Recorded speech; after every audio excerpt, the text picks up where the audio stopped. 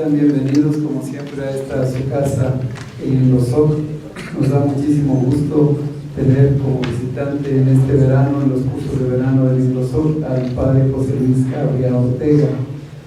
Por una feliz coincidencia, el padre, quien ya ha estado en alguna ocasión anterior en el Lindosol como ponente, como conferencista, vino ahora a dar cursos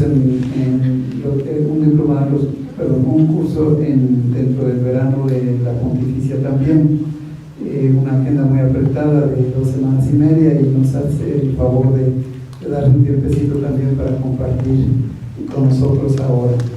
Me voy a permitir leer una brevísima semblanza del padre, porque si leo su currículum y todo lo que ha dictado, nos llevamos todo el tiempo que teníamos para él. El padre José Luis Cabria Ortega es natural de Melgar de Fernamental en Burgos.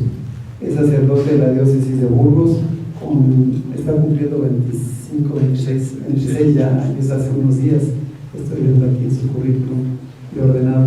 Actualmente es párroco de Humanda, San Martín de Humanda, pero según platicamos hace un poquito, atiende como 17 parroquias y tiene una cantidad de trabajo tremenda ahí en esa zona de Burgos. El padre es doctor en teología por la Universidad Gregoriana de Roma, licenciado en teología con especialidad en dogmática por la Facultad de Teología del Norte de España, con sede en Burgos. También hizo la licenciatura en estudios eclesiásticos, bachiller en teología por la Facultad de Teología del Norte de España, y también cursos de estudios superiores de arqueología cristiana en el Colegio Pontificio de Arqueología en Roma. Es actualmente profesor catedrático también de Teología Dogmática en la Facultad de Teología del Norte de España y catedrático de Teología Dogmática en el Instituto Superior de Ciencias Religiosas San Jerónimo de Burgos. El padre tiene una cantidad impresionante de artículos y de libros. Aquí en el folleto que hacíamos para la conferencia, que se llama Implicaciones Sociales de la Fe en la Virgen María, básicamente pusimos, porque es de los títulos más conocidos, el de la Virgen de la Candelaria. El título es María Oyente de la Palabra. Es autor de este libro, entre muchos otros que ahorita no quisiera leer. Bueno, pues le damos la bienvenida al padre, el agradecimiento por su esfuerzo. Muchísimas gracias por la presentación, por la acogida, señor presidente del Lindosoc. Siempre que hablo en un país que no es España, siempre pido perdón por el acento, ¿no? Por el acento y quizá por las palabras, porque aunque hablamos el mismo idioma, a veces en el discurso oral, que no voy a leer ningún texto, nos puede traicionar el hecho del idioma. Entonces, por adelantado pido mis disculpas. Intentaré hacer un discurso más o menos comprensible sobre un tema que a mí me parece muy interesante, ¿no? No es lo que más se estudia o lo que más se trata cuando se habla de la Virgen María. Se habla de otras devociones y otras cuestiones, pero me parecía que en este marco, en este contexto en que nos encontramos, hablar de las implicaciones sociales, es decir, cómo la fe en María también tiene unas consecuencias, o podemos encontrar unas consecuencias para el actuar social, el compromiso en favor de los necesitados, en todo lo que llamamos la labor social de la Iglesia, me parecía que era una buena forma de dar a conocer algo sobre lo que tanta devoción tenemos los cristianos, que es nuestra Madre, la Virgen María. También les advertiré, como siempre digo, con un poco de ironía, sientan así con la ironía, que si alguno se pierde en el discurso, pues que contemple las imágenes que vamos a ir viendo de las vírgenes, que son algunas góticas, algunas románicas, algunas más modernas, algunos cuadros muy clásicos. Bueno, también podemos contemplar a la vez que vamos a hacer. Yo cuando vean que hago este gesto no es que quiera decir nada, sino que es que van a ir pasando las diapositivas desde allí, ¿no? No hace falta que yo me entere también cuándo vamos. Hoy la Iglesia proclama, ¿no?, celebra, invoca a María según la fe que tenemos en ella. Es decir, de María no nos la hemos inventado. Voy a hacer una pequeña introducción antes de esta cuestión de las implicaciones sociales de María, sobre lo que yo llamaría una especie de concentrado de mariología, es decir, de lo que los cristianos confesamos y creemos cuando hablamos de María. Porque fíjese, a María proclamamos nuestra fe, nuestra adhesión, nuestra convicción en su condición materna, la celebramos, hay grandes fiestas en la Iglesia, 4 solemnidades, otras fiestas mayores, hay memorias. Es decir, a lo largo del año litúrgico podemos encontrar plagado en los distintos ciclos las fiestas. Dentro de poquito estará la fiesta de la Asunción, ¿no?, que es solemnidad. Más adelante vendrá con otra solemnidad la Inmaculada. Más adelante, a la semana siguiente, prácticamente a los pocos días, encontramos la Maternidad Divina. Y otra fiesta que también es solemnidad, pero que no se celebra, es la fiesta de la Encarnación o la Maternidad de María, la Maternidad Virgen de María. Bueno, y a lo largo de este tiempo podemos encontrar muchas otras fiestas. Y la invocamos. Es fruto de nuestras oraciones, nuestras devociones. Aquí diríamos que en esta ciudad hablar de la Virgen y no aumentar a la Virgen de Guadalupe pues sería casi un pecado mortal, ¿no? Es decir, la devoción que se tiene a Nuestra Señora de Guadalupe pues es impresionante. Yo que tuve la ocasión de ver en la visita anterior que hice el santuario, no deja de ser sorprendente pues todo lo que vemos en este santuario. Bien, yo diría que, dicho eso, como marco, vamos a hablar de María desde la fe que nosotros tenemos, ¿no? En las invocaciones, yo creo que habría que, lo que yo llamo mariología existencial. ¿Qué quiero decir con eso de mariología existencial y significativa? Pues que a veces nos podemos quedar, cuando hablamos de María, en contemplar a María y decir, bueno, qué grande es María, qué santa es María, qué devoción tengo a María, pero yo en mi vida concreta, en la implicación del compromiso personal, diríamos que vivo como si no tuviera fe en María, como si María no estuviera en la vida de los cristianos. Quizá cuando digo esto estoy hablando a personas que seguro que sí que lo viven con esa convicción.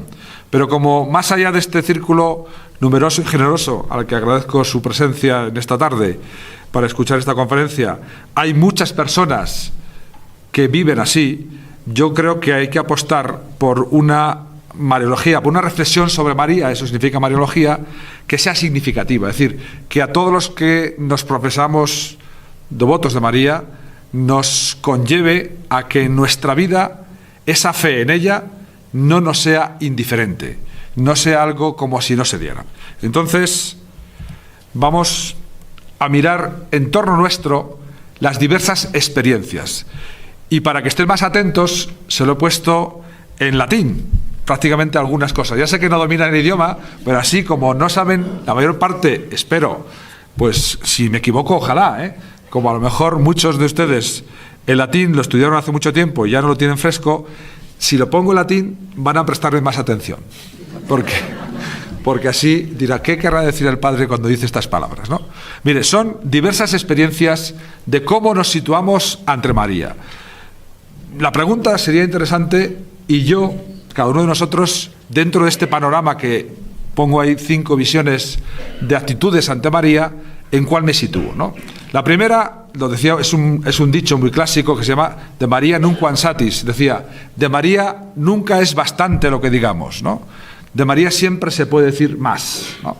Es esa devoción de mucha gente que la Virgen María forma en su persona algo tan íntimo que prácticamente todo le parece poco para María, en su devoción, en sus gestos, en su piedad. En la teología a veces se ha dado el caso de hacer aplicaciones a María de virtudes de algún santo que no consta realmente que María tuviera o practicara, ¿no? Podemos suponer, pero eso no es más allá de una suposición. Pero fíjense, al contrario, y lo pongo en latín porque suena a un juego de palabras, el de María nunquam satis al de María nunc satis, a que casi suena igual. Pues dice lo contrario, ¿no? De María ahora nunc ya tenemos bastante. Ya tenemos bastante. Entonces, dice, bueno, es la postura de los que tienen cierto, entre comillas, cansancio de las cuestiones marianas. El exceso de devociones, a gente que no acepta en su vida o en su vida cristiana, le parece y le molesta ver que mucha gente sea devota a María y decir, bueno, ya está bien, ¿no? Está bien, pero no tanto. Ese sería otro tipo de personas en la que nos encontramos. Y hay un tercero que también existe y se da mucho, a mi parecer, por lo que no digo aquí. Cuando yo hablo, mi parecer, evidentemente no hablo de México, que no soy más que un visitante ocasional y no conozco su realidad más que lo que pueda leer o la información que me pueda llegar. Pero sí del país en el que me muevo, en España, sí que muchos viven et si María non daretur, es decir, como si María no existiera. Et si María, como si María no existiera.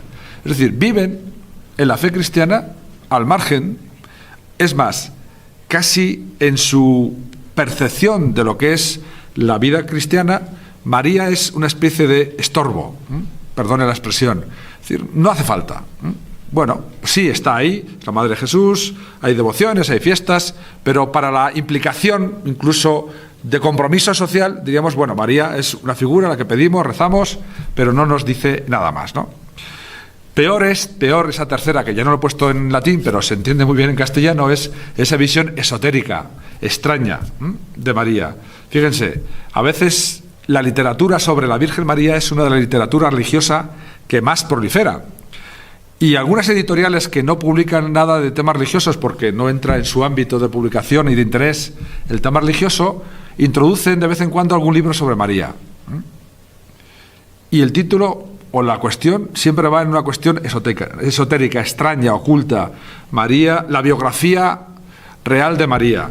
María oculta, la María que han escondido en la Iglesia, es decir, la María que aparece como la diosa de la mitología, una diosa más dentro de la mitología del Mediterráneo, es decir, en esa línea, lo extraño. Y curiosamente esos libros se venden.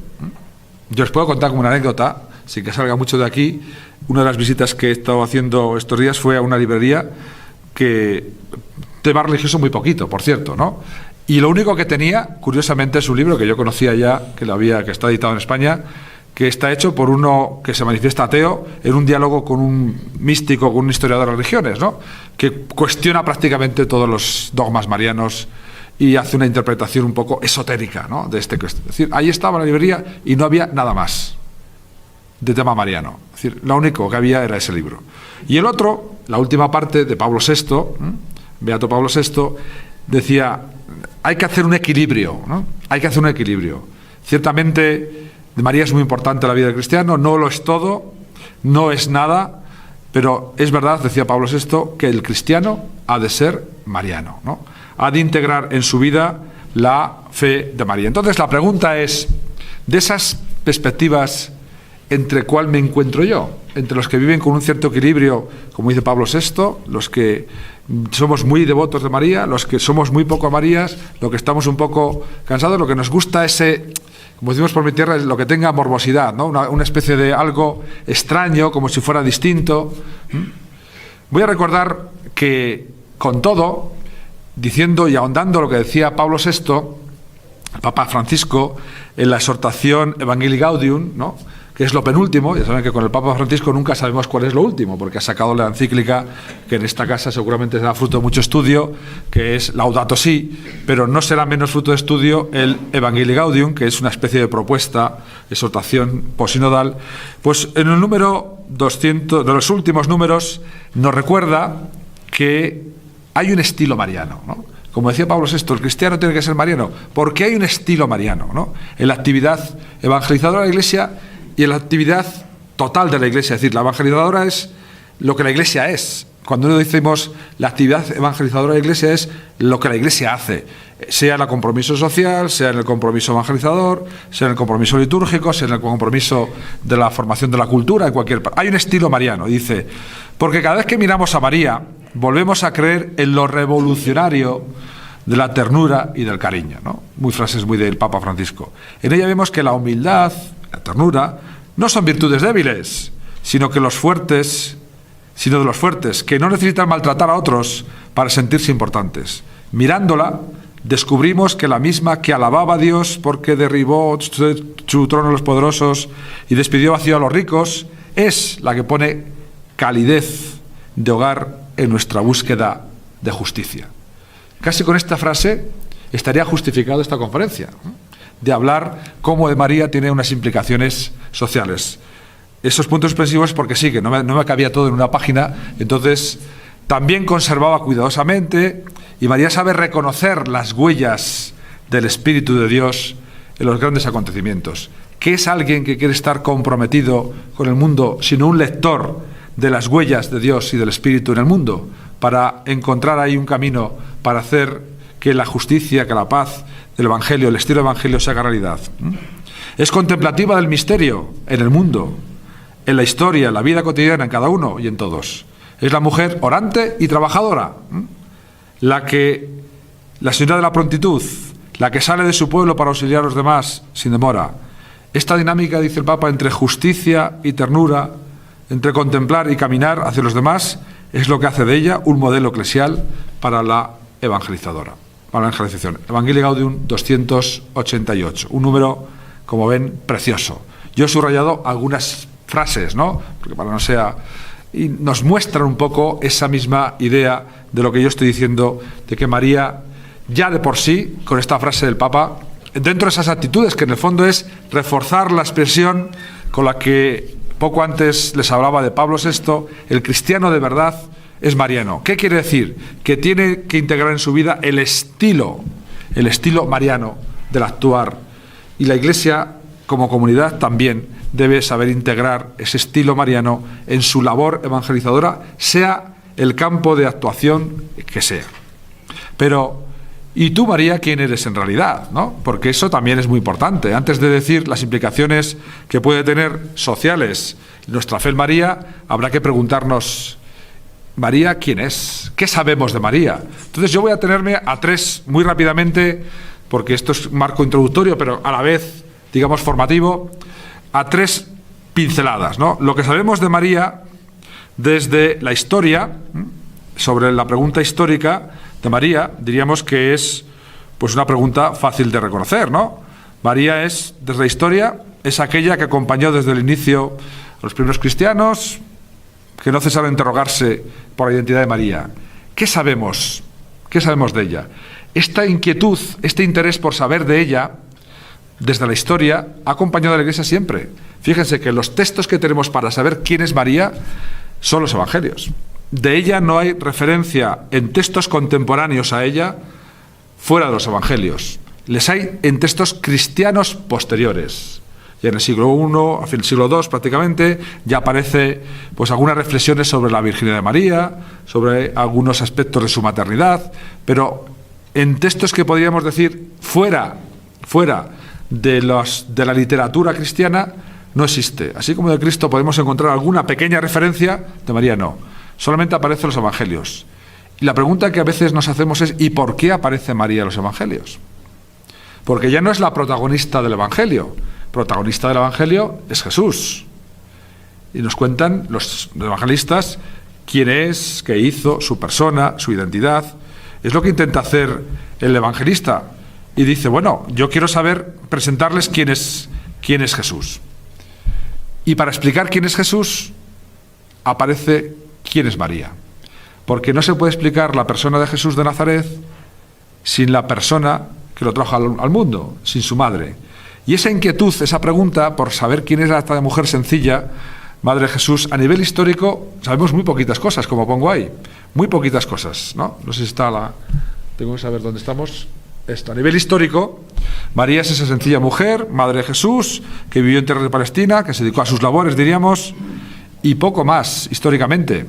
Pero, sin embargo, si miramos un poco los textos evangélicos, según los evangelios, que es la fuente principal por la que sabemos quién es María, nos ofrece un retrato que yo llamo teologal. Es decir, es un retrato desde la fe. No es un retrato de la historia, porque hablar de la plenitud de gracia de la Virgen o la sierva del Señor son cualidades que admiramos desde la fe, no desde la historia. No se puede medir con comprobación histórica según los métodos históricos. Pero sí que el Evangelio, entre las muchas cosas que nos dice sobre María, en textos pocos en número, pero muy significativos en calidad y en la situación donde están, pues que María es una mujer virgen, al que ha sido envuelta por Dios en la plenitud de su gracia, que permaneció siempre en esa actitud de oyente de la palabra, el título de ese libro que hacía alusión antes, que hace unos años escribí.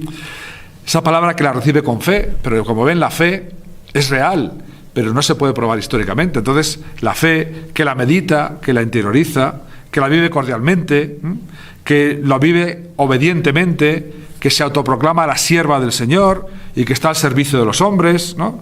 Ella es la madre que es por la cual nosotros la felicitamos y la bendecimos de generación en generación. Es decir, hay unos rasgos que nos dice los evangelios que no solamente nos hablan de qué hacía, a qué se dedicaba y qué condiciones, digamos, históricas vivía. Podemos suponer que María pues vivió como una mujer de su tiempo, nada excepcional, tuvo que hacer su trabajo, sus labores de su casa, pero el Evangelio, ya ven, nos da un perfil teologal, un perfil desde la fe de quién es esta mujer.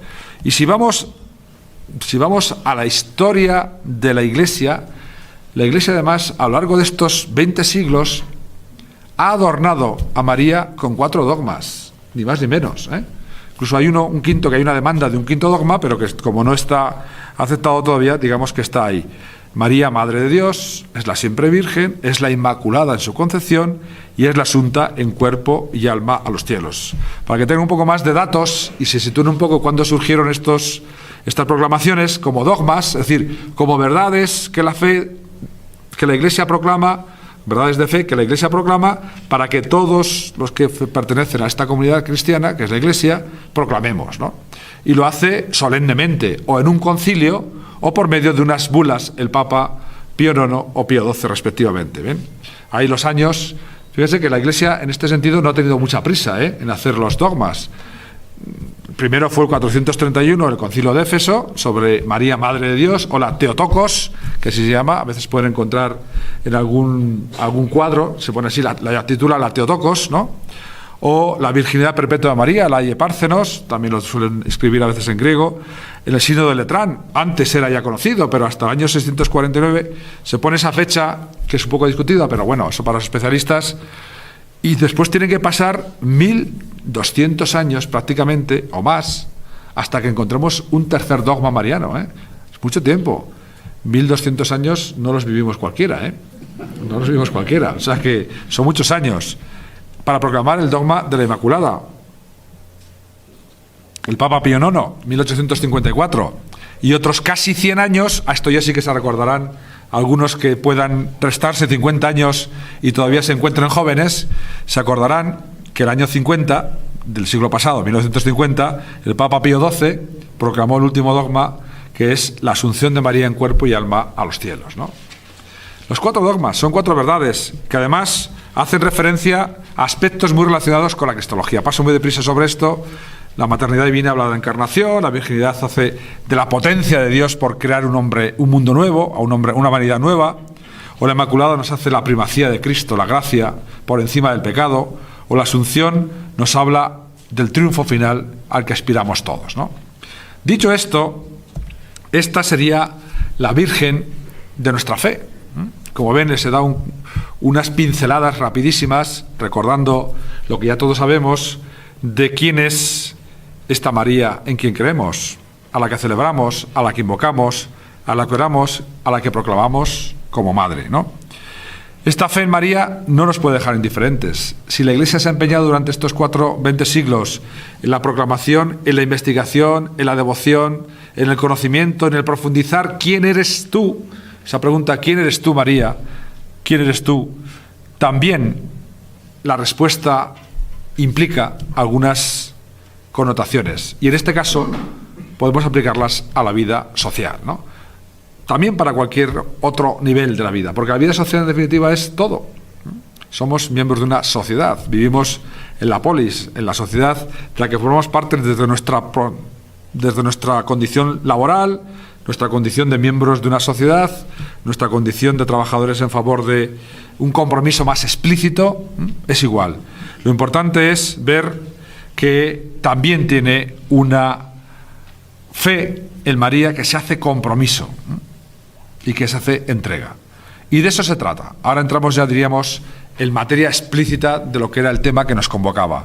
Hemos hecho un recordatorio rápido, ¿no? Rápido, así poco pedagógico, porque tenía que haberme detenido más sobre qué implicaciones hay.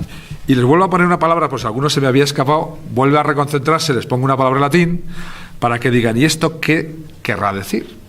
¿Qué querrá decir? Pues mire, en torno a esa frase, lex credendi, lex orandi, lex vivendi, es en torno a lo cual nos fundamentamos, o yo me fundamento, para poder decir todo lo que digo después.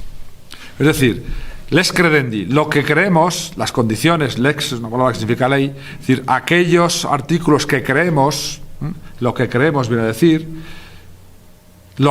es lo que hacemos oración, lex orandi, lo hacemos en la oración. Y de hecho les decía, las solemnidades de la Virgen, es decir, ¿por qué hay fiesta solemne en torno a la Asunción? Pues porque la Iglesia considera que la verdad de la Asunción de María en cuerpo y alma a los cielos es una verdad con categoría de dogma, que es una fiesta que merece ser celebrada, rezada, orada, ¿no? Lex orandi, lo que creemos, lo que tenemos, lex credendi, los artículos que creemos, los hacemos oración.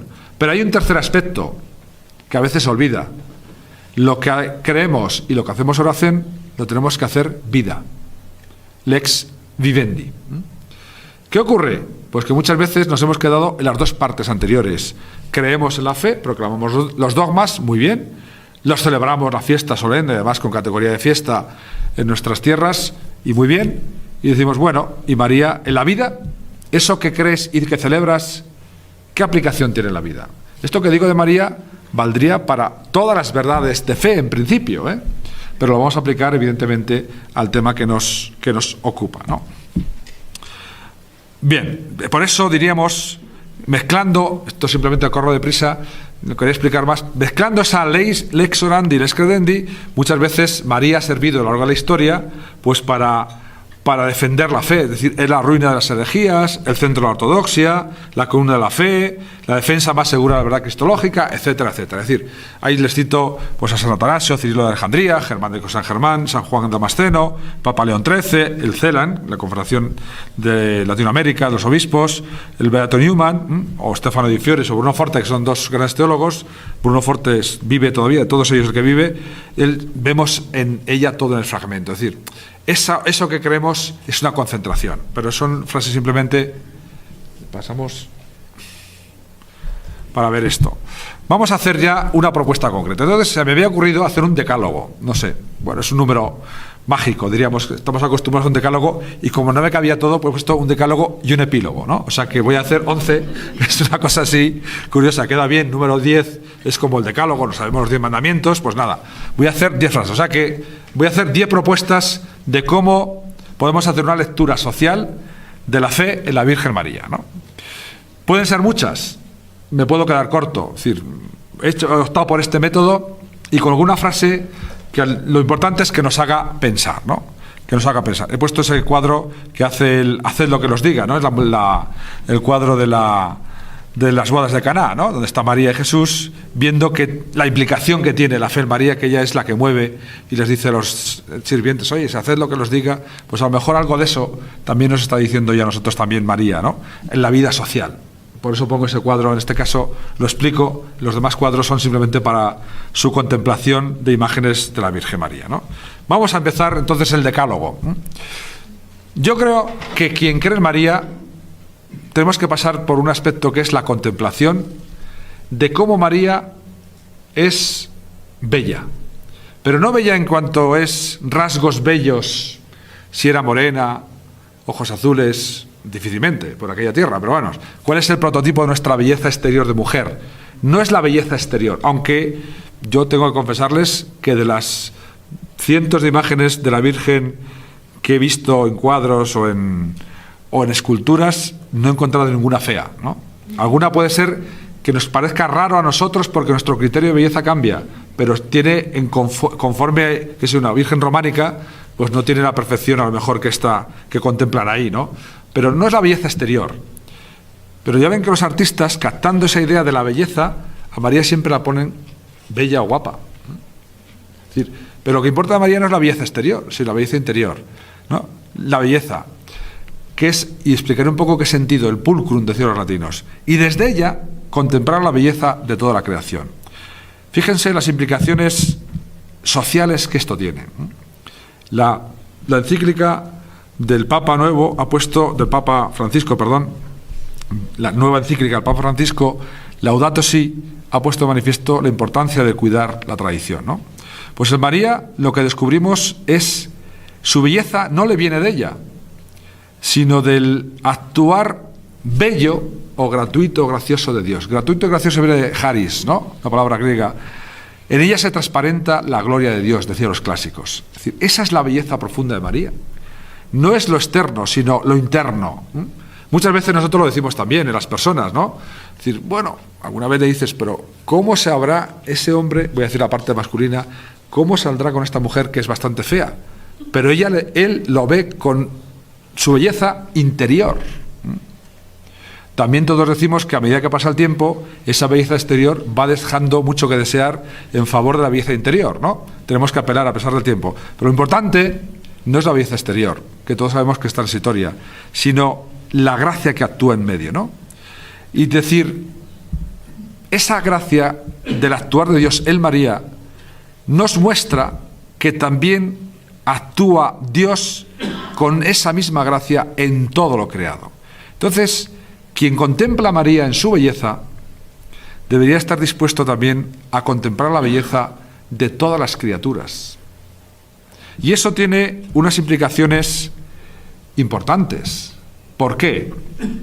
Porque nuestro mundo, el mundo de la doctrina social de la Iglesia, se las tiene que ver muchas veces con la marginación, con la pobreza, con la enfermedad, con lo que yo llamo las fealdades del mundo. A veces el compromiso es con las fealdades del mundo. Pero aun dentro de las fealdades hay que saber descubrir con esa mirada contemplativa en María, más allá de la apariencia, la belleza del Dios que actúa en ellas. Fíjense si esto es importante para nuestro saber comprometernos, ¿no? Acostumbrarnos a ver ese actuar de Dios en la fealdad del mundo, en las miserias, en las injusticias. Porque si nos dejamos deslumbrar solo por aquello que es así, al final acabamos por ver eso y lo vamos a ver desde la marginación.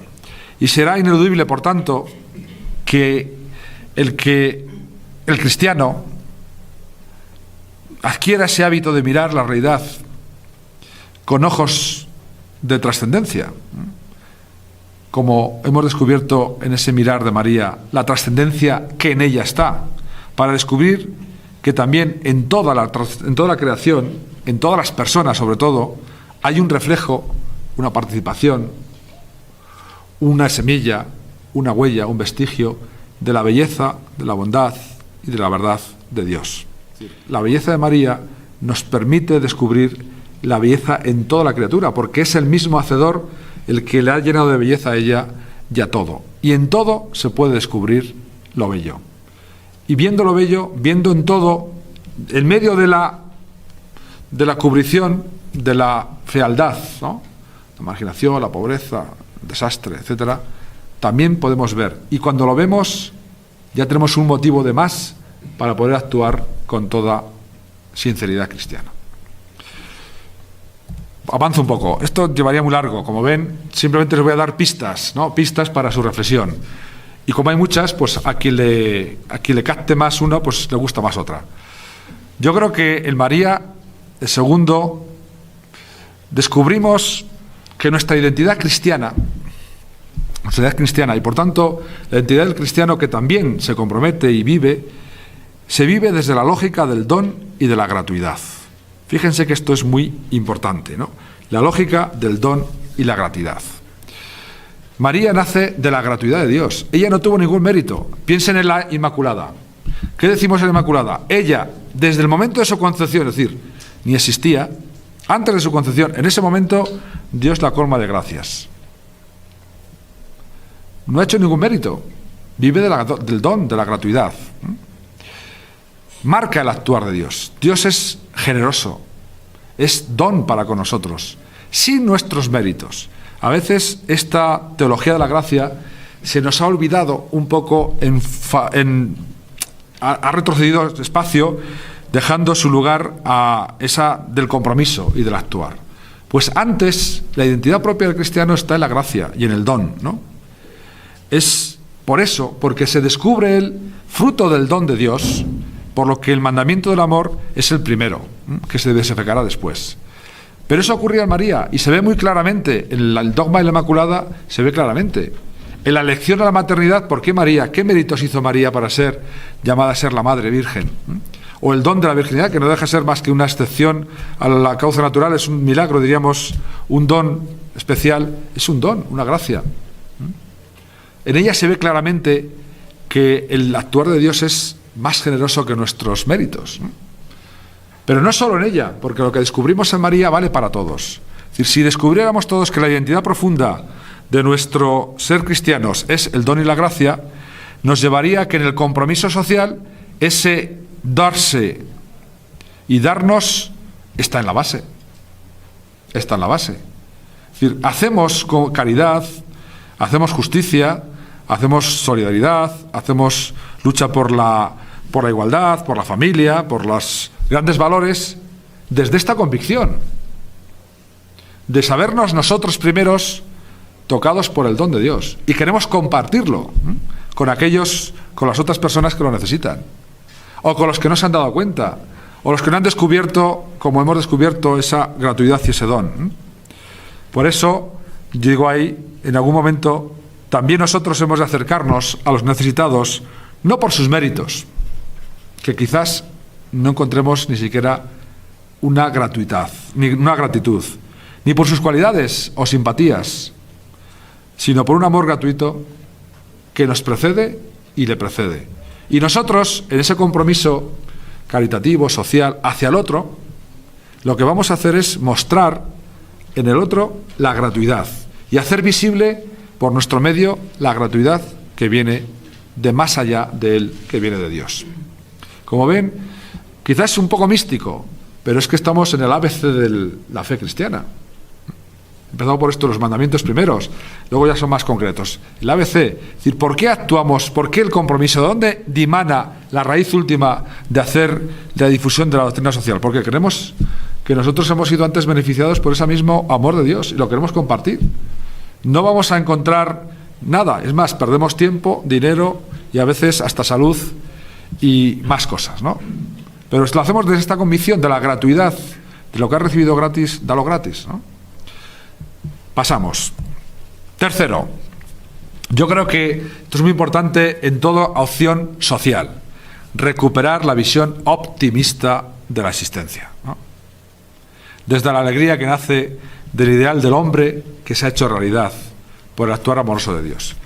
Fíjese, no sé, en nuestro mundo global, hablo de globalidad, porque como somos una sociedad muy globalizada, tenemos una sensación de crisis, una especie de pesimismo existencial, ¿no?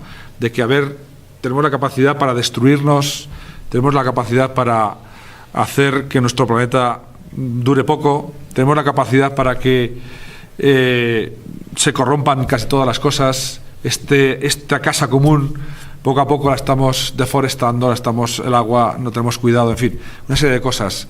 Pero vamos a la crisis económica y por todos los lugares hay crisis. No sé si aquí también, pero en mi país hay mucha crisis, ¿no? Pero crisis siempre hay. Desde que yo tengo uso de razón, siempre ha habido crisis.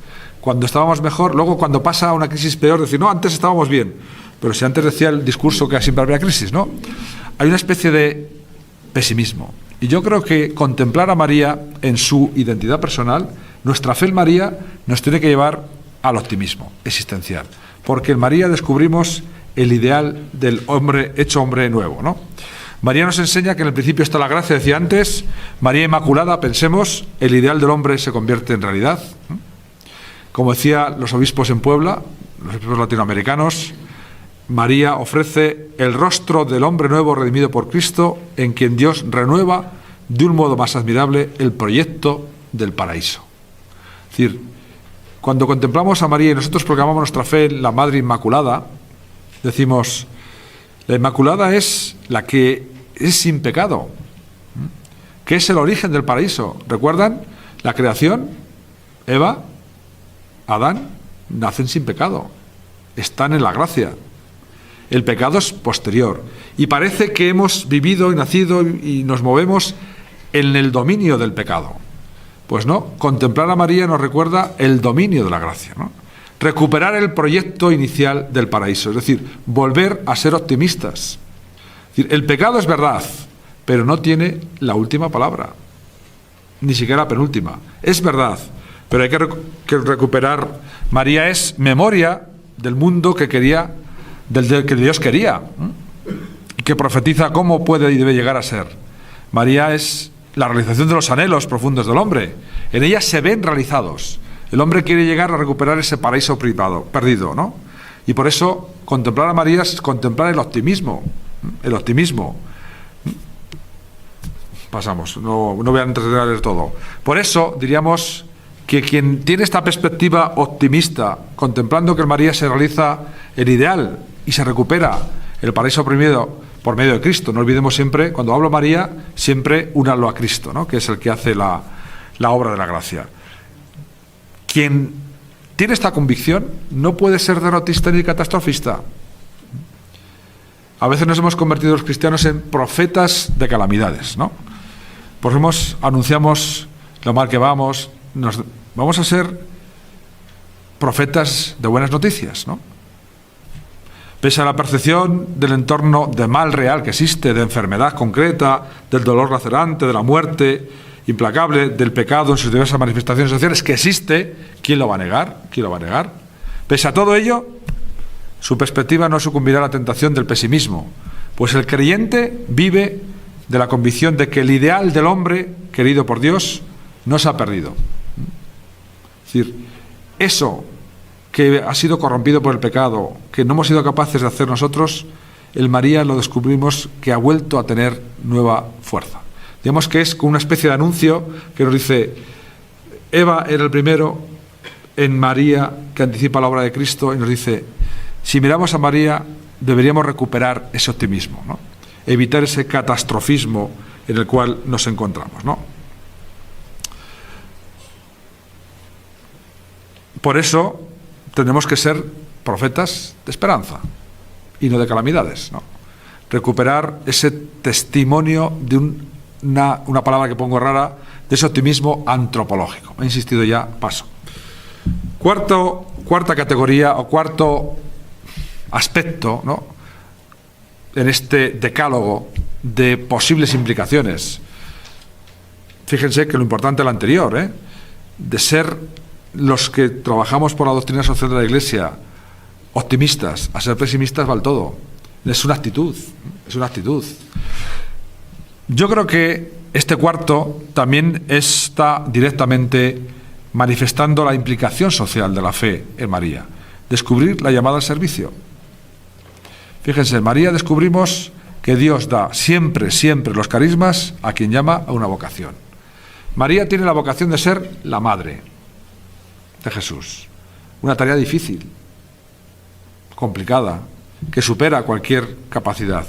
Y sin embargo Dios le da la gracia, le da la plenitud de gracia, le da los carismas, decimos. María ha sido convocada al servicio a la humanidad. Si María hubiera dicho que no, no estaríamos en esta historia concreta de salvación, estaríamos en otra. María ha sido convocada al servicio, pero ha sido dotada de esos carismas para el servicio. Conclusión, si María, que ha sido de facto, el texto voy a ir diciendo el texto, no voy a entretenerme en leer mucho para avanzar, que veo que el tiempo avanza. María ha sido dotada de esos carismas. Nosotros también tenemos vocación.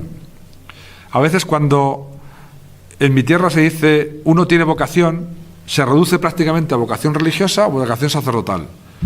Oiga, que todo el mundo tiene una vocación, todo el mundo tiene una llamada, todo el mundo tiene algo a lo que está invitado a ser por parte de Dios. A ver si solamente vamos a ser 4 o 5 los que tengan, 4 o 5 como número comparado con la gran mayoría, los que tengan una vocación. Vocación tenemos todos. Vocación es llamar. ¿A qué estamos llamados? Y una cosa importante también es decir, ¿cuál es la vocación? ¿A qué soy útil? ¿Qué espera Dios de mí? Porque no solamente espera Dios algo de los sacerdotes, de los religiosos, los que hacen votos y los que se comprometen sacramentalmente, de todos. El María nos descubre, la mujer sencilla, ella esperaba algo grande. y le das gracias. Nosotros, que Dios espera algo también de nosotros, también nos da carismas, nos da esas capacidades para poner al servicio de los demás. Y será importante para qué soy útil. Es decir, la acción social es un servicio a los demás. A veces un servicio comunitario, ¿no? Y un servicio que puede llegar a configurar nuestra existencia. ¿Cuál es el peligro de los carismas, de las potencialidades, de las capacidades que tenemos? Pues que a veces en lugar de emplearlas en favor de los demás, las empleamos en favor nuestro, ¿no? De ahí viene esa acción egoísta. Y hay gente que es muy talentoso o con mucho talento, que en lugar de poner un poco de su talento al servicio de otros, en la promoción de otros, en el bien de otros, lo pone solo en servicio suyo. Y consigue tener mucho, hacer mucho, pero en favor suyo. Y la doctrina social de la Iglesia, ¿qué nos recuerda? Pues que lo que hemos recibido, los carismas y la llamada al servicio, es una llamada universal, y que Dios nos invita, como a María, a que digamos sí. A que digamos sí. Y yo siempre digo que nadie es tan rico que tenga todos los carismas, ni nadie es tan pobre que no tenga ninguno. Dios nos da, por medio del Espíritu, a todos, sin excepción, unos dones. Unos pueden ser más vistosos y otros pueden ser más ocultos. Voy a contar una anécdota para que no sea todo tan teológico. Yo, que canto muy mal, Dios no me ha dado el don del cántico, no saben lo que admiro a la gente que canta bien. Y no saben la labor que hacen algunos feligreses de estos pueblos a los que yo atiendo, casi que número grande de 17, que cantan muy bien y que cantando animan la liturgia. Yo puedo tener el don de la palabra y puedo salir a hacer un discurso, una homilía, pero no puedo cantar en público, ¿no? Pero una celebración litúrgica con cántico es otra cosa. Entonces hay gente que tiene el don del canto, que a lo mejor justo sabe leer y escribir, no le sobra mucho porque no se dedica a estas cosas, y sin embargo es capaz de animar una celebración litúrgica. Me acuerdo siempre de una sacristana que yo tuve, que ya murió la pobre, que tenía el don del adorno, que digo yo, porque siempre, todos los domingos, todos sin excepción, yo no sé de dónde lo sacaba, tenía flores o hierbas verdes en el altar para celebrar. ¿Y saben lo distinto que es que uno llega corriendo de un pueblo a otro y se encuentra preparado, adornado el altar con unas flores? La mujer lo hacía y pasaba desapercibido, ¿no? Hasta que ya nos fuimos dando cuenta cómo siempre tenía es decir, un carisma puesto al servicio. Y es distinto una celebración, unas pequeñas flores, ¿no? Cambian mucho, ¿no? Pero ayudan a ese tema. Es decir, pongo ejemplos mínimos, pero podemos poner grandes capacidades que tenemos. Está al servicio. La doctrina social se basa en eso, en llamada al servicio y poner al servicio nuestros carismas, los dones que Dios nos ha dado, que nos ha dado también, Quinto, vamos por el quinto mandamiento, vamos bien.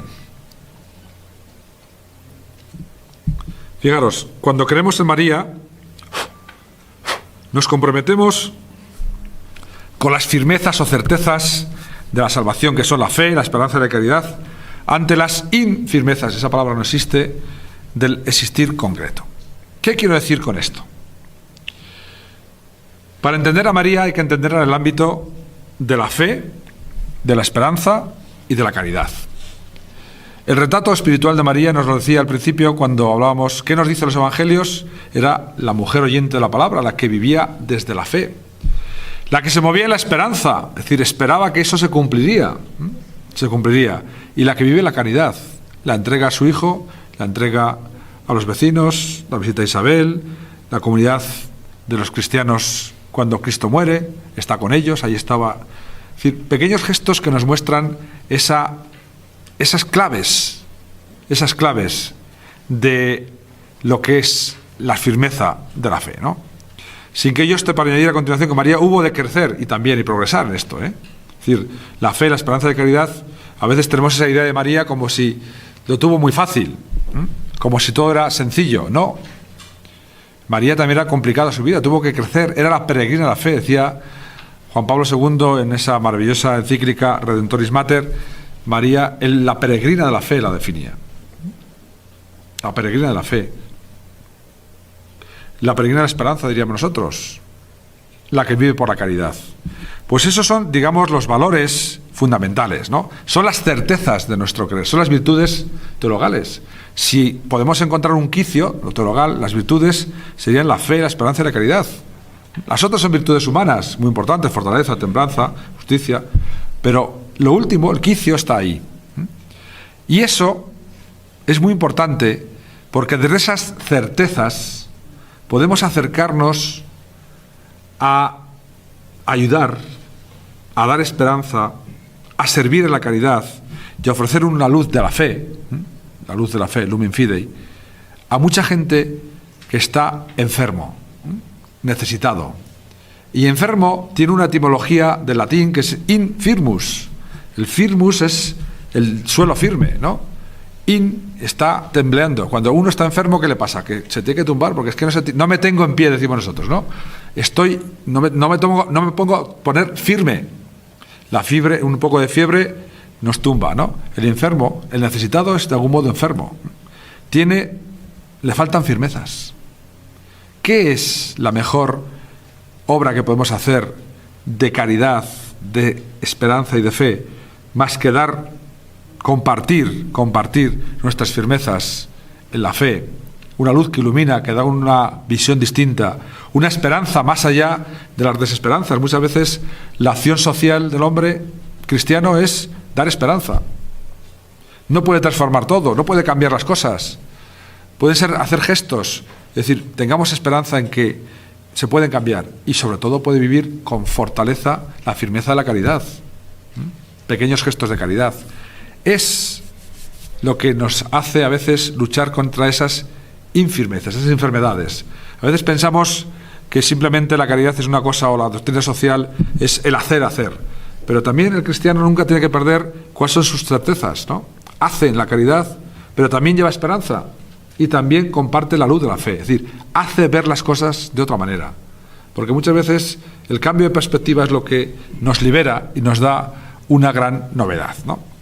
Avanzamos, era un poco más complicada, ¿no? ¿Qué es lo que nos enseña creer en María? Pues que podemos hacernos cercanos. ¿A quién? Al hombre, siendo cercanos a Dios. María diríamos que es la mujer que más cerca estuvo de Dios. La persona de nuestro género humano que más cerca estuvo de Dios, tan cerca que le llevó en su seno al Hijo Dios, o al Dios Hijo. Tan cerca que no la separó de los hombres. Fíjense que a veces en la Iglesia los hombres muy místicos parece que están fuera están como en otro mundo, ¿no? Cuando Dios decide crear, se acerca a los hombres y lo hace en Cristo por medio de María. Ahí la cercanía más grande de Dios al hombre, confesamos en la fe, se da en Cristo y en María. En Cristo y en María. Confesamos Jesús verdadero hombre, decimos que María es la madre de Jesús, la madre de Dios. Hay una cercanía indiscutible de María a Dios. Pues bien, esa cercanía a Dios no la separó de la cercanía a los hombres. En la publicidad que han visto, me ha gustado que han puesto una frase del libro que yo escribí, que María era oyente de la palabra de Dios y de la palabra de los hombres. Les voy a confesar la génesis de ese libro, ¿no? Haciendo un poco, bien a cuento. Cuando yo me puse a estudiar el tema de la oyente de la palabra, tenía una intención, y era que siempre decimos que María es la oyente de la palabra de Dios, pero en la Sagrada Escritura nunca lo pone. Nunca llama a María oyente de la palabra. Entonces yo acepté el reto y me puse a leer los textos bíblicos, a investigar, una lectura un poco más teológica, comentarios, textos, buscando los lugares donde apareciera que María era la oyente de la palabra de Dios, ¿no? Y fíjense, encontré textos donde aparece directa o indirectamente María oyendo por la Anunciación, donde aparece, no dice, pero hay gestos que no están. Oye a Jesús, oye en la oración. Pero ¿saben lo que me encontré? Que yo no lo buscaba, pero se me puso así de manifiesto, que María aparece oyendo a muchas personas. En el Evangelio, María aparece en actitud de escucha, actitud oyente. Yo que iba buscando esa visión un poco más mística de María oyente de la palabra de Dios, me encontré que encontraba a una María oyente también de la palabra de los hombres. Y me gustó mucho porque desde el dogma de la Asunción nosotros proclamamos que María está asunta en cuerpo y alma a los cielos en su condición de identidad personal, y la identidad personal que decimos de María, que está en Dios, del dogma de la Asunción, quiere decir que mantiene esa condición personal en el cielo.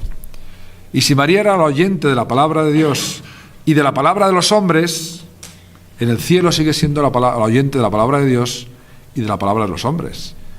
Y eso para nosotros puede ser todo un consuelo cuando invocamos a María y avivamos la fe de que ella nos escucha, porque ella es la oyente de la palabra de los hombres, ¿no? Bien, es decir, cierro este capítulo de cómo surgió el libro, que me sorprendí yo a mí mismo, ¿no? María, la más cercana a Dios, pero también la más cercana a los hombres.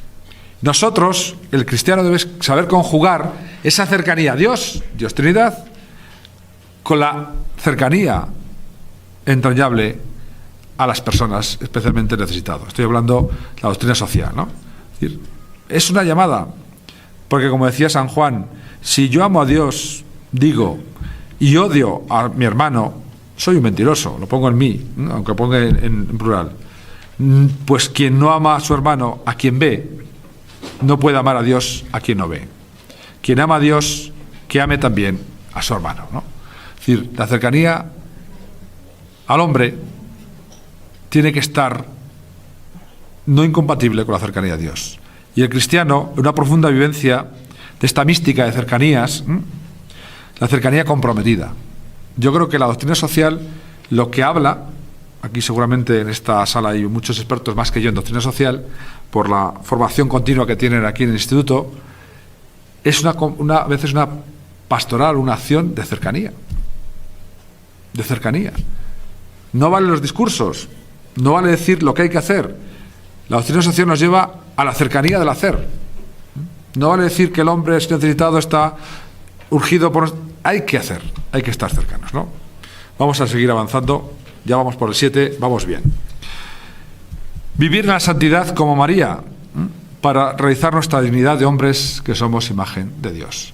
Fijar, contemplar a María es contemplar a María en su santidad, ¿no? En su santidad. La santa, ¿no? La vocación a la santidad no es patrimonio de unos pocos. Es la voluntad de Dios, es vuestra santificación. Dice en la carta a los tesalonicenses, sed santos porque yo soy santo. Levítico decía. Incluso nosotros estamos llamados, una vocación universal a la santidad, dice el Concilio Vaticano II. El María, a veces decimos, no solo santa, sino la santísima, ¿no? La llena de gracia. Por eso María es el modelo de la referencia a la santidad. Pero esta vocación a la santidad es de todos, es de todos. Hay una santidad que primero ha sido descubierta como propia y que contribuye a todos para que la hagan suya. Es decir, nosotros estamos llamados también, como doctrina social, a descubrir la vocación a la santidad de todas las personas. También del enfermo, del que veíamos antes en su enfermedad, en su dolencia, en su desesperación, en su falta de trabajo, en su falta de promoción, en los matrimonios rotos, en las cuestiones de las luchas injustas. También estamos llamados a decir, tú estás llamado a la santidad. A veces la conversión o las cosas empiezan por la conversión del corazón. Los cambios pequeños empiezan por la conversión del corazón. Siempre es verdad, desde el respeto a la libertad. Pero una de las cosas que tiene que anunciar la doctrina social, que no debe olvidar, es invitar siempre a esa santidad. Es decir, tú estás llamado a ser santo. Tú estás llamado a imitar la santidad de Dios. Tú estás llamado a hacer el bien. Tú estás llamado también en tu pecado, en tu situación, en tu circunstancia, a ser santo, ¿no? Pero no un santo místico que se sube a los altares y está fuera del mundo, como decíamos antes, cercanía de Dios, pero cercanía a los hombres, ¿no? Es dar esperanza, recordar su dignidad profunda, ¿no? La doctrina social lo que intenta siempre es mostrar la profunda dignidad de cada persona, ¿no? Y qué mejor dignidad de cada persona recordarle su vocación a la santidad, ¿no? Siempre desde el respeto, ¿no? Porque a veces también el rechazo puede estar. ¿Qué cosas me dices? O los reveses, las cruces, ¿no? Pero habrá que tener la paciencia del portador siempre de las buenas noticias, ¿no? Y decir que uno está llamado a la santidad, sin duda es una buena noticia, ¿no? Avanzamos. La santidad del poder desde la ley de la gracia y de la comunidad. Esto es un poco más complicado. ¿Qué quiero decir? A veces, ¿qué se demuestra en María? El no poder. Fíjense que nosotros hablamos del poder. Pues en María se da la lógica del no poder, que es lo que puede, ¿no? Una cosa curiosa, ¿no? Resulta que en María el no poder aparente es el poder débil y necesario que ha hecho posible el gran poder. Nosotros estamos metidos en la lógica del poder, ¿no? Y a veces nuestra sociedad es lucha de poderes. María es la pobre humilde de Nazaret, la que no puede nada, es la toda débil. Y es precisamente la que ha hecho posible el poder de Dios. Es la santidad del poder. Es una palabra un poco rara, pero yo creo que es muy interesante esta lógica social. No podemos hacer doctrina social, no podemos hacer lucha social con doctrina social desde una postura de poder, sino de la debilidad, mostrando quién detenta el poder, que es para nosotros Dios, que en Cristo se nos ha manifestado, ¿no? La debilidad muestra el poder, la suprema debilidad. También Cristo vivió esta mística de la debilidad, ¿no? Cristo, muerto en la cruz, es el todo débil. Más debilidad que la muerte en cruz, porque la debilidad del niño que nace es una debilidad que con el tiempo adquiere poder, pero la debilidad del muerto en cruz. Y sin embargo, fíjense la lógica del cristiano. Contemplamos que en lo débil está la salvación, que en la cruz viene la resurrección, la mística de la debilidad, la santidad del poder. Este poder entendido, por eso hablo de la santidad del poder, desde la suprema debilidad, ¿no? Bueno, a veces vivimos esa mística de la mezcla de la impotencia, Él no lo puede todo, y sin embargo anuncia a quien lo puede, ¿no? Nosotros queremos anunciar a quien sí lo puede.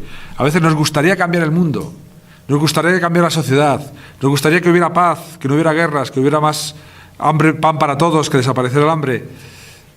No está en nuestra mano, pero no nos cansamos de anunciar a quien sí tiene en su mano la posibilidad del cambio, ¿no? Pero que no lo hará sin nosotros, ¿no?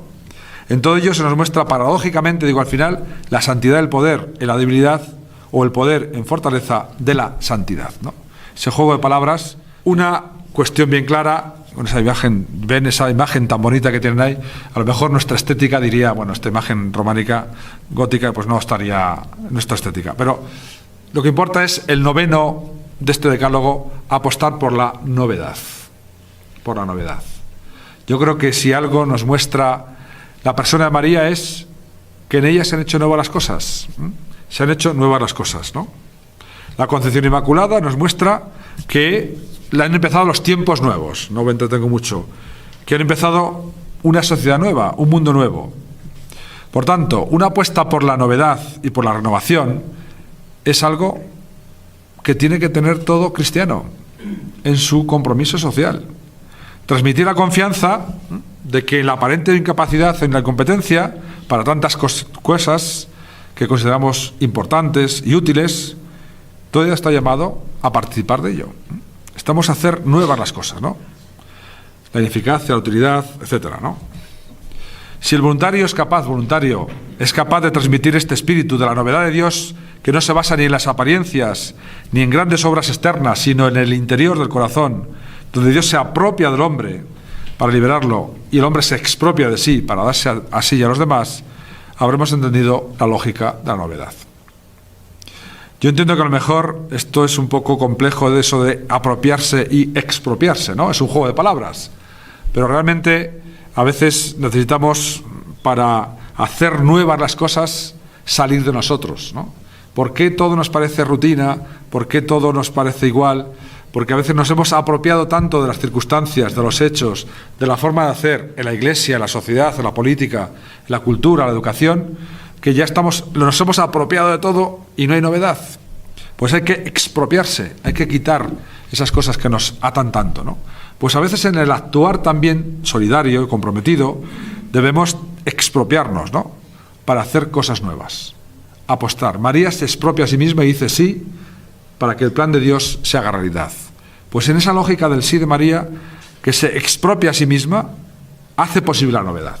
Nosotros, en nuestro actuar, deberíamos también expropiarnos un poco a nosotros para hacer la lógica de la novedad. Y seguramente, si haciendo nuevas las cosas, las hacemos de distinta manera, las hacemos con distinta ilusión, las hacemos quizá lo mismo porque no podemos por fuerzas más, pero lo haremos con ese tono que suena a nuevo. Y lo que suena a nuevo siempre tiene ese aliciente de esperanza, de ilusión, de cambio, etcétera, ¿no? Y en la doctrina social, en el actuar social, el compromiso social, también. A veces el Papa nos está recordando en la Evangelii Gaudium, con el texto que leí antes, o la Laudato Si, que hay que hacer cosas nuevas, pero no por la novedad, sino para seguir pudiendo dar razón de nuestro compromiso cristiano en favor de la doctrina social o en favor de la obra social de la Iglesia. Y llegamos al 10º, como ven, vamos en tiempo.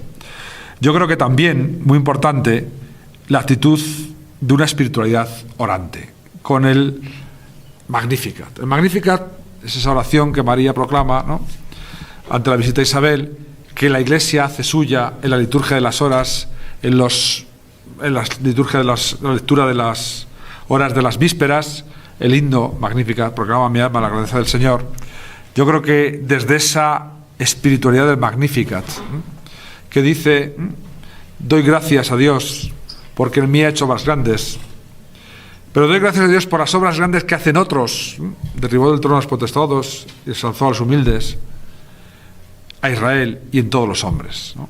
Yo creo que esa mística del Magnificat, esa espiritualidad orante de María, no debe estar fuera de las actuaciones del que quiere hacer una historia de salvación. Paso este texto que es muy largo. Todo cristiano debe vivir esa visión de la actitud que tuvo María, la gratitud.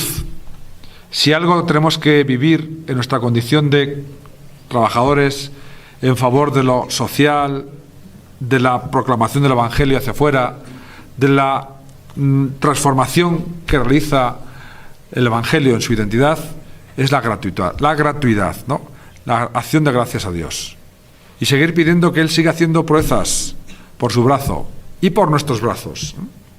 Decimos, Él hace proezas con su brazo, dispersa a los soberbios del corazón, derriba del trono a los potestados y enaltece a los humildes, colma de bienes a los hambrientos y a los ricos despide vacíos. ¿Hay doctrina social más clara que esta que proclama el Magnificat? Pues casi es un compendio del catecismo, ¿no?, en una pequeña oración, porque nos dice cuál es lo que tenemos que seguir haciendo. Nosotros somos los brazos que tienen que hacer, colmando de bienes a los hambrientos, los que hacen dispersar a los soberbios, quitar la soberbia del corazón, enaltecer a los humildes, ¿no? En un Dios así fundamenta María y con ella nosotros nuestro compromiso de hacer lo mismo con quienes nos rodean.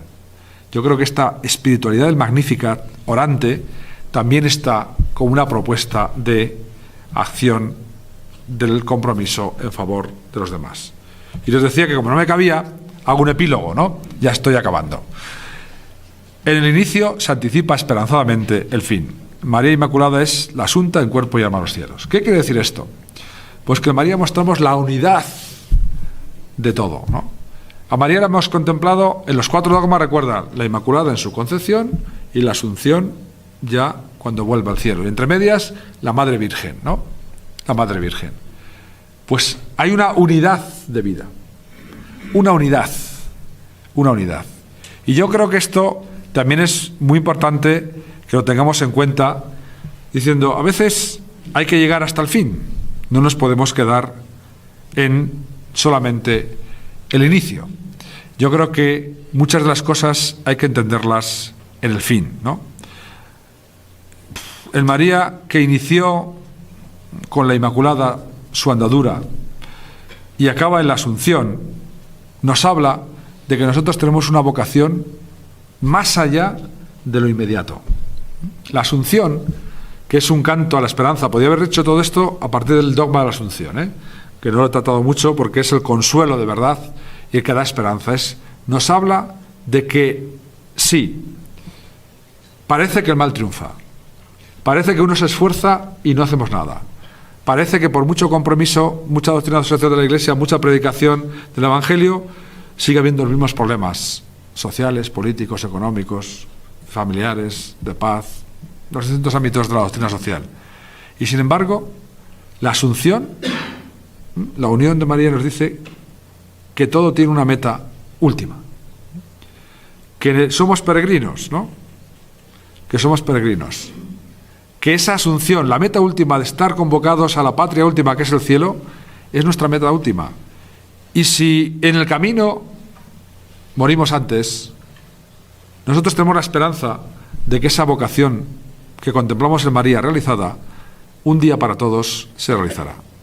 Yo creo que el canto de la Asunción, la proclamación de la fiesta de la Asunción, que es inmediata, dentro de poco, dentro de un mes escaso, nos tiene que dar esa visión de esperanza, ¿no? Por tanto, yo creo que es coger en unidad. No podemos quedarnos en nuestro compromiso, en nuestra visión del Evangelio que se hace vida y se compromete socialmente en lo que hacemos de modo inmediato. Tenemos que tener la meta última a la que vamos. Dice un refrán por mi tierra que cuando no sabes dónde vas es cuando más kilómetros haces. ¿Dónde vas? Pues no sé. Y empieza uno a deambular por un sitio, por otro. Pero yo, ¿dónde vas? Voy a ir a la catedral. Pues puedo ir equivocado, pero voy. Busco el camino más corto o el camino que me interesa más turístico. Voy. ¿El cristiano sabe dónde va? La Asunción es el recordatorio de la meta última a la que todos estamos convocados. Y que aunque demos vueltas por el camino y a veces pues en la Iglesia en todo su actuar se equivoque, no acierte, individual o comunitariamente, sabemos dónde vamos y sabemos qué queremos y sabemos cuál es nuestra meta última. Y la Asunción nos lo recuerda. Ella es mujer, solo mujer, no es ninguna diosa. Es una de nuestra raza, que decía el Concilio Vaticano II, una hija de Adán, que son expresiones para decir no divinicemos a María, porque de Cristo confesamos que está resucitado, de Cristo, pero Cristo es el Hijo de Dios. De María, mujer, solo mujer, confesamos que está en el cielo, que ha alcanzado para ella la meta a la que todos aspiramos, y que sabiendo a dónde vamos, que sabemos por qué trabajamos en favor de los demás, por qué gastamos nuestra vida, nuestro dinero, nuestro tiempo en favor de los demás, para hacer que la doctrina social se haga realidad, pues sabiendo dónde vamos y por qué, tendremos una motivación de plus, un plus en nuestra motivación para no cansarnos ni desesperarnos en este caminar. Hasta aquí sería la propuesta, pero les voy a hacer un regalo de 4 apuntes de una espiritualidad, pero ya son textos que les enseño, les invito a que vean los cuadros, que son casi más bonitos, ¿no? Que es una espiritualidad. Todo esto también lleva el compromiso. Lo llamo espiritualidad, diríamos, un envolvente, ¿no? La espiritualidad sería un envolvente de la persona humana. No es que me pongo a rezar y soy espiritual, sino que la espiritualidad envuelve a la persona. Somos espirituales, es decir, estamos integrados por el espíritu. Pues María también encontramos una espiritualidad del compromiso. Ya ven, lo más bonito son los cuadros, ¿no? Pero una frase del Evangelio. Hay que dejarse sorprender por Dios. ¿Cómo será esto? Pues no conozco varón. O la disponibilidad para cumplir la voluntad de Dios. He aquí la esclava del Señor. Hágase en mí según tu palabra. O el espíritu de oración que hemos dicho. Proclama mi alma la grandeza del Señor. La visitación que hace a su prima Isabel, ¿no? Saber integrar las adversidades de la vida desde la confianza. Hijo, ¿por qué nos has tratado así? Mira que tu padre y yo te buscábamos. A veces las adversidades también ha de ser saberse encajar en esta historia del compromiso. O no tienen vino. Prestar atención, preocupación y servicio por el otro. El amor es el estilo del cristiano, ¿no? No tienen vino. No es que le pidan y le dé. Ve que no tienen vino. María está atenta a las necesidades. Prestar atención y preocupación en el servicio por los demás, ¿no? O haced lo que nos diga, ¿no? Apuntar al centro de la vida cristiana, que es Cristo el Señor, ¿no? Y por eso podríamos acabar con esta oración que decían ya, esta es la primera oración, la pone en latín y la pone en castellano. La vamos a hacer en castellano. Esta oración es la primera oración a María, hasta María. Y fíjense que, de algún modo, pues en nuestro querer actuar como cristianos, pues vamos a pedir a ella, bajo su protección nos acogemos, para que de verdad nosotros seamos testigos con nuestra vida, a imitación de la suya, en este mundo, de lo que proclamamos a la doctrina de la fe, pero para eso nos invocamos a ella. Si rezan juntos conmigo, pues os lo agradezco. Bajo tu amparo nos acogemos, Santa Madre de Dios. No deseches las súplicas que te dirigimos en nuestras necesidades. Antes bien, líbranos de todo peligro, oh siempre Virgen, gloriosa y bendita. Nos hemos unido a una larguísima tradición desde el siglo IV hasta hoy, que ha rezado esta oración, o por lo menos que ha seguido rezando a María. Pues hasta aquí este título, que era sugerente, las implicaciones sociales de la fe en la Virgen María. Muchas gracias.